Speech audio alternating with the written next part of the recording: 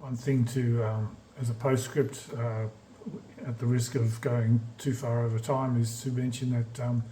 in terms of Africa, a tariff, an open tariff or a no tariff trade deal with China and India for the supply of labour that the African population will be providing in the near future, up to at least 2100, would be that the other thought is that there's a very large consumer population there, and the investment strategy that Chinese have used by in exchange for FDIs in the continent is that they build roads and provide resources and provide structure and infrastructure to the continents in exchange for the trade and the manufacturing and the tariff deals with the governments. So there is a lot to look at and a lot to look forward to. Education needs to be done. Africa as a nation may be able to grow as a sovereign group of countries on its own right, and deal with China in a different way, or it may be able to take advantage of China's interest and ability to plan ahead and use business strategy and investment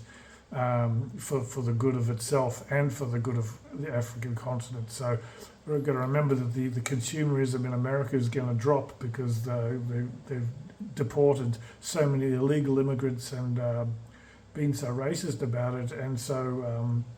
extraordinarily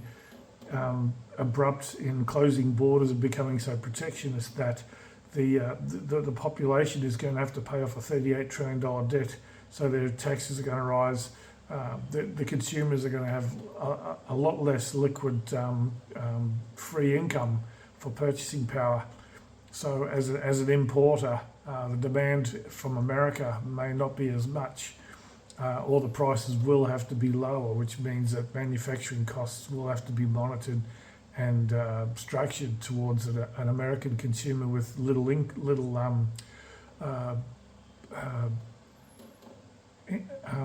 purchasing power. So not only is there a disincentive to create a manufacturing or an export business in America, but it's all due to costs. It's also not going to be a particularly wealthy country in the future for purchasing and importing either. So it's going to have a lot of trouble with the deficit, and the fear, I think, would be that their dollar,